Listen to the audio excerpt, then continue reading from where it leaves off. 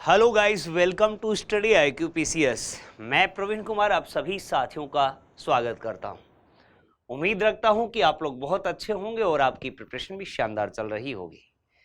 जैसा कि गाइस आपको विदित है, स्टडी IQ के द्वारा नया इनिशिएटिव किया गया है और ये है हर स्टेट, चाहे वह यूपी, MP या फिर राजस्थान, इनके जो भी अभ्यर्थी या जो बच्चे तैयारी करते हैं, जिनका सपना है अपने ही राज्य में अधिकारी बनने का, उस सपने को साकार करने के लिए जो पहल स्टडी IQ के द्वारा की गई है एक नए चैनल के माध्यम से स्टडी IQ PCS, उस पर आपका स्वागत करता हूं। जैसा कि आपको पता है, इसी के तहत हम RPSC में अर्थात RS बनने के जो सपने को साकार किए हुए बच्चे हैं, उनके लिए यहाँ पर रेगुलर बेसिस पर क्लास अवेलेबल करवाने वाले हैं। और इस सेशन के माध्यम से मेरा यह प्रयास रहेगा कि राजस्थान से जुड़े उन तमाम विषयों को जो हमारे एग्जाम के दृष्टिकोण से महत्वपूर्ण रहते हैं, राजस्थान लेवल के जो सब्जेक्ट हैं, वो इस 12 बजे के सेशन के प्रोग्राम के माध्यम से मैं आपको कवर करवाने का प्रयास करूंगा। चाहे वह हिस्ट्री हो, ज्योग्राफी हो, आर्ट एंड कल्चर हो, या फिर राजस्थान से जुड़े आर्थिक मामले हों, या मैं यूं कह दूं कि इकोनॉमिक्स की बात हो, या फिर मैप के माध्यम से राजस्थान का भ्रमण हो, ये सब हम इस सेशन के माध्यम से कवर करने का प्रयास करेंगे, क्योंकि स्टडी IQ का सपना है अब SDM हम बन के रहेंगे। तो जो भी नए बच्चे हैं, जिनको इसके बारे में जानकारी नहीं है, जिन्होंने चैनल को सब्सक्राइब नहीं किया हुआ है, वो अभी के अभी इस चैनल को भी सब्सक्राइब कर लेंगे। और आपके जितने भी मित्र गण हैं, जितने भी परिवार में कोई बंदे तैयारी कर रहे हैं, RS बनना चाह रहे हैं, RTS बनना चाह रहे हैं, आज ही हमारे साथ यहाँ पर आप अवश्य जुड़ जाएंगे। चलिए शुरुआत करते हैं फिर आज की इस सेशन की। और मैंने ये कहा है कि मैप के माध्यम से भी हम संपूर्ण राजस्थान का भ्रमण करने वाले हैं और वे बारीकियां सीखने का प्रयास हमारे द्वारा इस सेशन में किया जाएगा जो अक्सर हमसे एग्जाम में पूछ ली जाती हैं। और आज हम राजस्थान की जो स्थिति है और साथ ही साथ जो राजस्थान का विस्तार है उसके बारे में डिस्कस कर रहे होंगे। सबसे पहले तो राजस्थान की बात अगर की जाएगी तो भारत के संदर्भ में अगर हम देख पा रहे हैं इस मैप के माध्यम से, नॉर्थ वेस्ट में अपना राजस्थान स्थित है, अर्थात मैं यूं कह दूं कि उत्तर पश्चिम में राजस्थान वर्तमान स्थित आता है। इसका अक्षांशीय विस्तार क्या है, देशांतरीय विस्तार क्या है, और साथ ही साथ नॉर्थ से साउथ और ईस्ट से वेस्ट, उत्तर से दक्षिण, पश्चिम से पूर्व, इसकी लंबाई क्या है, जो बेसिक बातें हैं, या फिर इसका जो इंटरस्टेट या अंतरराज्यीय सीमा बनती है, और क्योंकि पाकिस्तान के साथ में इंटरनेशनल बॉर्डर भी हम साझा करते हैं, बहुत बार यहाँ से स्थिति और विस्तार से हमसे प्रश्न पूछा जाता है। या फिर मैं यूं कह दूं कि लगभग बार हमें राजस्थान की स्थिति और विस्तार से एक प्रश्न पूछ लिया जाता है। तो आज की इस सेशन में हम जानकारी प्राप्त करने वाले हैं राजस्थान का जो अक्षांशीय और देशांतरीय विस्तार आता है, अर्थात जो स्थिति है और विस्तार जो है राजस्थान का, लोकेशन एंड एक्सटेंट की बात हम इस सेशन के माध्यम से करेंगे। जैसा कि मैंने आपको बताया, हमारे इंडिया में उत्तर पश्चिम में स्थित क्षेत्रफल की दृष्टि से सबसे बड़ा राज्य हमारा राजस्थान आता है। 2000 से पहले तो हमारा पोजीशन फर्स्ट नहीं था, लेकिन आपको पता ही होगा नए स्टेट बने थे, उसके बाद राजस्थान क्षेत्रफल की दृष्टि से सबसे बड़ा राज्य भारत देश का हो गया है। लगभग 3,42,239 वर्ग किलोमीटर राजस्थान का क्षेत्रफल आता है। स्टेटमेंट वाइज जो प्रश्न हमसे पूछे जाते हैं वहां पर सीधा स्टेटमेंट ये हमें कई बार देता है। और जो भी भारत का क्षेत्रफल है उसका लगभग 10.41% क्षेत्रफल रखता है अपना राजस्थान। बेसिक बात, हमने इंडिया के संदर्भ में इसकी लोकेशन देखी, मैंने कहा उत्तर पश्चिम में स्थित आता है। साथ ही साथ हमने बात की है नॉर्थ वेस्ट में, तो ये है ही है, इसका एरिया जो आता है यह 3,42,239 वर्ग किलोमीटर है। और इंडिया का जो एरिया है उसका परसेंटेज हम अगर देखते हैं तो 10.41% अर्थात 10.41% यह भूभाग राजस्थान रखता है। क्योंकि हमसे इसकी अक्षांशीय और देशांतरीय स्थिति के बारे में भी प्रश्न पूछा जाता है, उसके बारे में भी थोड़ी हम अभी चर्चा करने वाले हैं। चलिए शुरुआत करते हैं। और इसकी स्थिति के बारे में हम जैसा यहां पर आप देख पा रहे होंगे, जो उत्तरी अक्षांश आता है 23 डिग्री 3 मिनट उत्तरी अक्षांश से, जो आप यहां पर देख पा रहे हैं 23 डिग्री 3 मिनट उत्तरी अक्षांश से, यह इसकी स्थिति जो है वह 30 डिग्री 12 मिनट तक है। 30 डिग्री 12 मिनट तक की बात हमने की है। दक्षिण में बांसवाड़ा और उत्तर में आप श्री गंगानगर डिस्ट्रिक्ट देख रहे होंगे। और इसके बीच जो आपके उत्तरी अक्षांश का विस्तार है, अर्थात इसी 23 डिग्री 3 मिनट उत्तरी अक्षांश से 30 डिग्री 12 मिनट उत्तरी अक्षांश के मध्य अपना राजस्थान स्थित आता है। अर्थात इसका अक्षांशीय विस्तार हम अगर देखें तो लगभग 8 डिग्री 47 मिनट इसका अक्षांशीय विस्तार हमें यहां पर देखने को मिल रहा है। ये आंकड़े आपको जरूर याद रख लेने हैं, रट लेने हैं, क्योंकि बहुत बार हमसे इसके बारे में पूछा जा चुका है। तो मैंने आपको बताया 23 डिग्री 3 मिनट से उत्तरी अक्षांश की बात हम यहां पर कर रहे हैं। 30 डिग्री 12 मिनट तक उत्तरी अक्षांश में राजस्थान की वर्तमान स्थिति है। और इसका अक्षांशीय विस्तार जो है यह लगभग आता है 8 डिग्री 47 मिनट। ठीक इसी प्रकार इसी उत्तरी अक्षांश के संदर्भ में और बातें हम अगर करें, क्योंकि 23.5 डिग्री उत्तरी अक्षांश पर ट्रॉपिक ऑफ कैंसर अर्थात जो अक्षांश रेखा आपके आती है, ट्रॉपिक ऑफ कैंसर की बात हम अगर करें तो यह आपके कर्क रेखा आती है 23.5 डिग्री पर। और 23.5 डिग्री से जो यह कर्क रेखा गुजर रही है, यह अपने राजस्थान के दो जिलों, एक का नाम है आपके डूंगरपुर और दूसरा जो डिस्ट्रिक्ट आता है इसका नाम आता है बांसवाड़ा। इन दो जिलों से होकर यह ट्रॉपिक ऑफ कैंसर या कर्क रेखा गुजरती है। 23.5 डिग्री उत्तरी अक्षांश को ही हम ट्रॉपिक ऑफ कैंसर के नाम से जानते हैं। और मैंने ये कहा है कि लगभग राजस्थान जो है कर्क रेखा के उत्तरी अक्षांश रेखा के उत्तर में स्थित है, नॉर्थ में स्थित है। क्योंकि जो दक्षिणी राजस्थान है, जहां पर दो डिस्ट्रिक्ट मैंने आपको बताया डूंगरपुर और बांसवाड़ा, दो जिलों में से होकर यह कर्क रेखा गुजर रही है। और लगभग राजस्थान की पोजीशन आप देख पा रहे हैं इस कर्क रेखा के ट्रॉपिक ऑफ कैंसर के नॉर्थ में हमारा राजस्थान स्थित है। तो क्या इससे कोई क्लाइमेट में फर्क आएगा, या फिर हम यूं कह दें कि क्या यह ट्रॉपिक ऑफ कैंसर यहाँ के जलवायु निर्धारण में कोई अहम भूमिका निभाती है? जी हां, अवश्य ही। मैंने आपको बताया डूंगरपुर और बांसवाड़ा दो ऐसे जिले हमारे राजस्थान के हैं जिनसे होकर यह कर्क रेखा गुजरती है।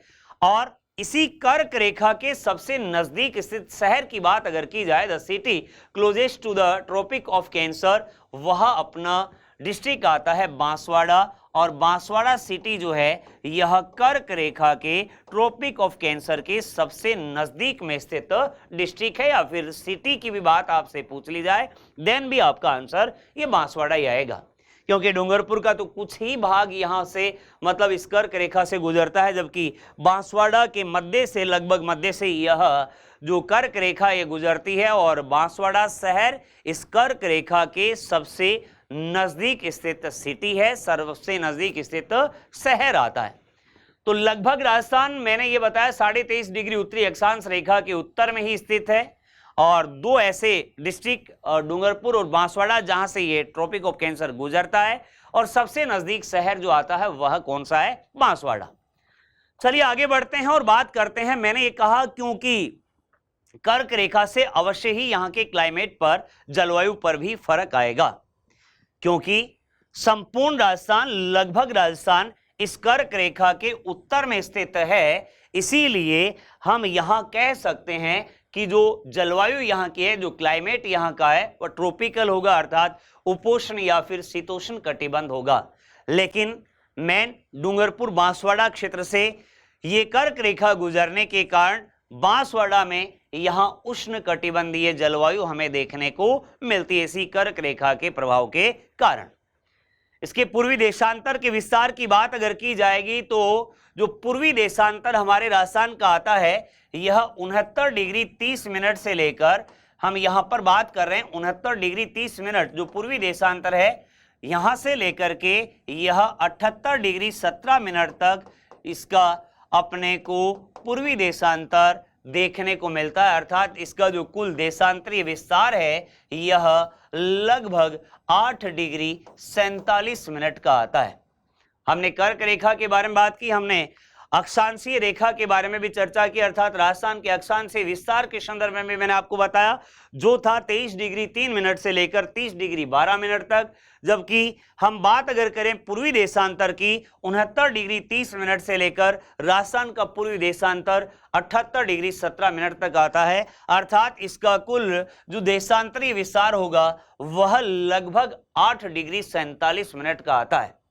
क्योंकि एग्जाम के पॉइंट ऑफ व्यू से हमसे बहुत बार अक्षांशीय विस्तार और देशांतरीय विस्तार के संदर्भ में प्रश्न पूछा जाता है, इसीलिए आप इसको अवश्य ही याद रखेंगे। अर्थात हम यूं कह सकते हैं 23 डिग्री 3 मिनट उत्तरी अक्षांश से लेकर 30 डिग्री 12 मिनट उत्तरी अक्षांश तक राजस्थान का विस्तार है। इसके अलावा पूर्वी देशांतर अगर हम देखते हैं तो 69 डिग्री 30 मिनट से लेकर आपके 78 डिग्री 17 मिनट तक पूर्वी देशांतर का विस्तार हमें हमारे राजस्थान में देखने को मिलता है। अब ना केवल अक्षांशीय और देशांतरीय विस्तार के बारे में हमसे पूछा जाता है, बल्कि कई बार हमसे राजस्थान की नॉर्थ से साउथ और ईस्ट से वेस्ट लेंथ क्या है इस संदर्भ में भी प्रश्न पूछ लिया जाता है। ये तो हम प्रारंभिक स्थिति और विस्तार के बारे में बात कर रहे हैं। मैप के माध्यम से ही हम डिटेल से यह भी जानकारी प्राप्त करेंगे कि राजस्थान की बाउंड्रीज किन किन स्टेट के साथ में कनेक्ट होती हैं, वे कौन कौन से जिले हैं जो सीमा बनाते हैं, अंतरराज्यीय सीमा, इंटरस्टेट बाउंड्री की बात हम कर रहे हैं। और क्योंकि पाकिस्तान के साथ में भी लगभग 1070 किलोमीटर की इंटरनेशनल बॉर्डर राजस्थान पाकिस्तान के साथ साझा करता है, तो वे भी हमें जानकारी होनी चाहिए कि वे कौन कौन से जिले हैं। जहां ये भी पूछ लिया जाता है कि सबसे लंबी सीमा, सबसे छोटी सीमा बनाने वाले कौन से जिले हैं, या फिर यही प्रश्न हमसे स्टेट के संदर्भ में भी कई बार पूछा जाता है। इनके बारे में भी हम जानकारी प्राप्त करेंगे, लेकिन सबसे पहले अभी जानते हैं इसके उत्तर से दक्षिण और पूर्व से पश्चिम जो लेंथ आती है उसके बारे में। तो जैसा आप यहां पर देख पा रहे हैं, उत्तर से दक्षिण की लंबाई की बात अगर की जाएगी, नॉर्थ से साउथ की बात हम यहां पर कर रहे हैं, गंगानगर से इधर बांसवाड़ा वाले क्षेत्र की बात अगर की जाएगी तो ये लेंथ जो आती है यह आती है जी 826 किलोमीटर। मतलब राजस्थान के टॉप नॉर्थ से अपन साउथ की बात करें, उत्तर से दक्षिण की इस लंबाई की बात करें तो यह लगभग 826 किलोमीटर का विस्तार है। और इसके उत्तर में जो गांव आता है उसका नाम आता है कोणा गांव, और ये कोणा गांव जो है यह 30 डिग्री 12 मिनट पर पड़ता है।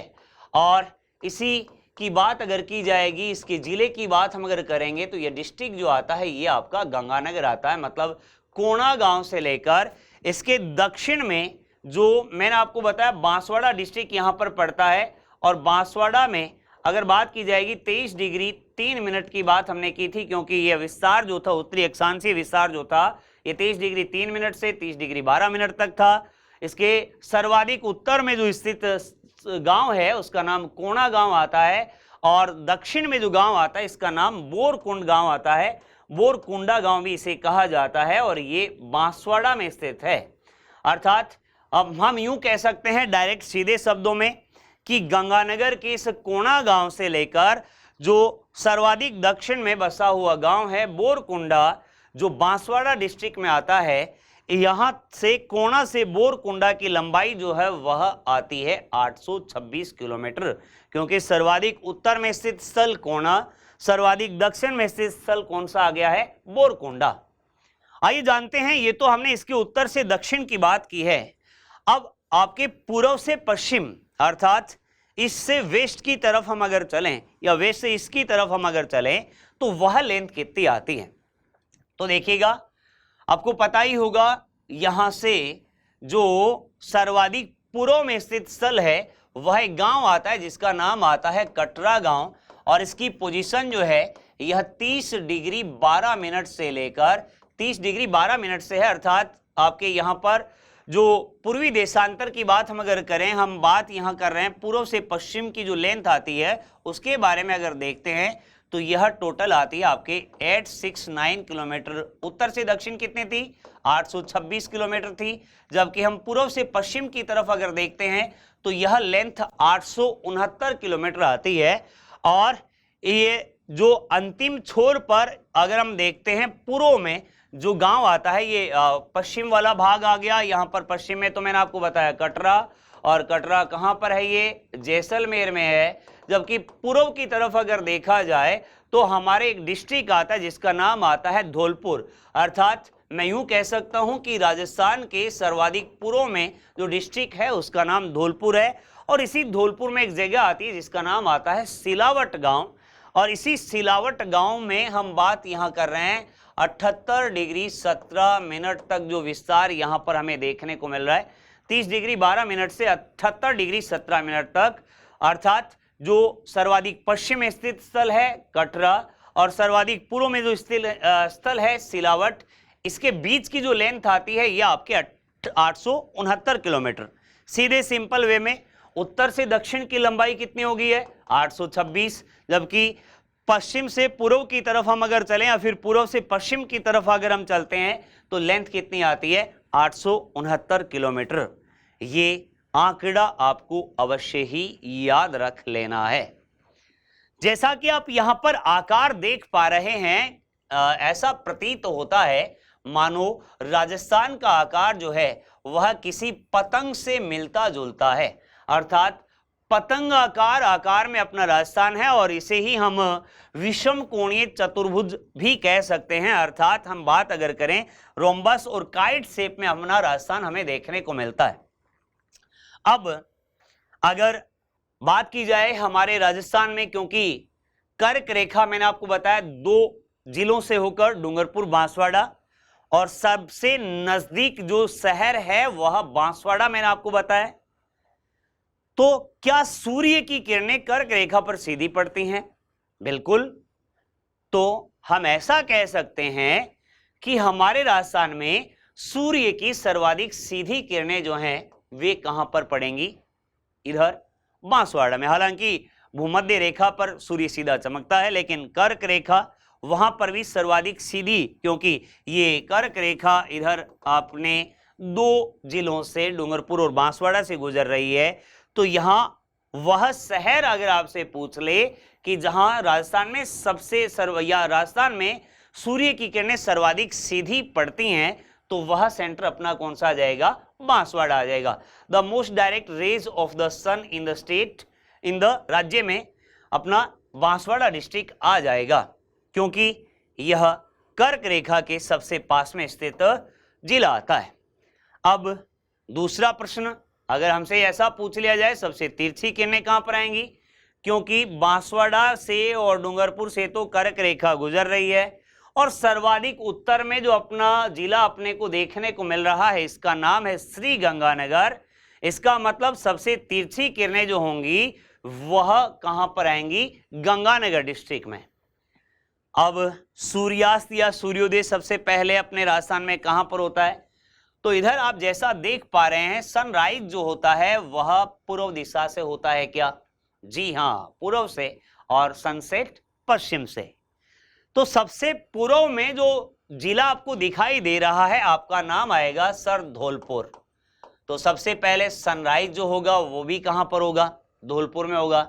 और सबसे पहले सनसेट जो होगा, सूर्यास्त जो होगा, वह भी कहां पर होगा? धौलपुर में। लेकिन अब जब हम पश्चिम की तरफ बढ़ेंगे तो हम ऐसा कह सकते हैं कि सूर्योदय और सूर्यास्त सबसे बाद जो होगा, क्योंकि सबसे पश्चिमी स्थल हमने थोड़ी देर पहले डिस्कस किया था कटरा, और कटरा कहां पर है? यह जैसलमेर में आता है। तो सबसे बाद में जो आपके सूर्यास्त व सूर्योदय होता है वह कहां पर आ जाएगा? कटरा में। बिल्कुल बेसिक सी बातें हैं, नॉर्मल बातें हैं, लेकिन एग्जाम के पॉइंट ऑफ व्यू से बड़ी इंपॉर्टेंट बातें हैं। हम राजस्थान के मैप के माध्यम से इसकी स्थिति और विस्तार के बारे में समझने का प्रयास इस सेशन के माध्यम से कर रहे हैं। तो देखिएगा अभी तक हमने डिस्कस जो किया है एक बार फिर से बेसिक रिवाइज में आपको एक बार करवा देना चाहता हूं। हमने बात की है कि इसकी पोजीशन जो है अपने स्टेट की, यह भारत के उत्तर पश्चिम में है। एरिया वाइज देखा जाए तो सबसे बड़ा लार्जेस्ट स्टेट अपना राजस्थान है, जिसका क्षेत्रफल 3,42,239 वर्ग किलोमीटर है, जो अपने भारत का लगभग 10.41% भूभाग रखता है। फिर हमने देखा इस उत्तरी अक्षांश को, अर्थात अक्षांशी विस्तार इसका देखा जाए तो 23 डिग्री 3 मिनट उत्तरी अक्षांश से लेकर 30 डिग्री 12 मिनट तक, अर्थात लगभग ये विस्तार देखने को मिलता है 8 डिग्री 47 मिनट का। और फिर हमने देखा कि लगभग राजस्थान कर्क रेखा अर्थात 23.5 डिग्री जो उत्तरी अक्षांश आती है उसके उत्तर में स्थित है, और कर्क रेखा केवल और केवल 2 जिलों डूंगरपुर और बांसवाड़ा से हमारे यहां से गुजरती है। सबसे नजदीक सिटी या शहर अगर देखा जाए तो वह बांसवाड़ा आता है, जहां से ये कर्क रेखा इसके सर्वाधिक सबसे पास से गुजरती है। जलवायु इसी के कारण उपोष्ण या शीतोष्ण कटिबंध की हमें देखने को मिलती है, क्योंकि बांसवाड़ा से कर्क रेखा गुजर रही है, इसलिए यहां उष्ण कटिबंध जलवायु हमें देखने को मिलती है।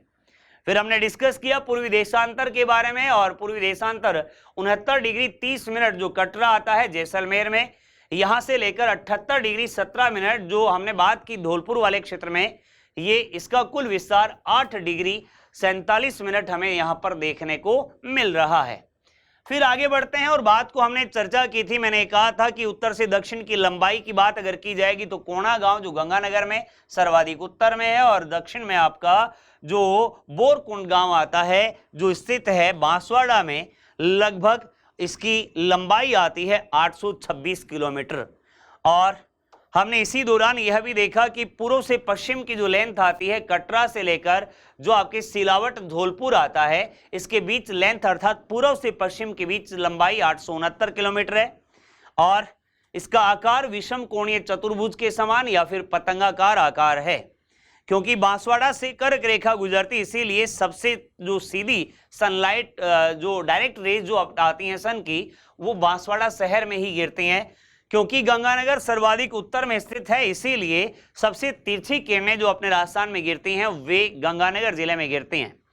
क्योंकि सर्वाधिक पूर्व में धौलपुर ही है, और धौलपुर में भी यूं कह दूं सिलावट, क्योंकि धौलपुर में सिलावट सर्वाधिक पूर्व में स्थित है, इसीलिए सबसे पहले सूर्योदय और सूर्यास्त धौलपुर के सिलावट में, और सबसे बाद में सूर्योदय और सूर्यास्त हमें देखने को मिलता है कटरा जो आता है कहां पर, जैसलमेर में।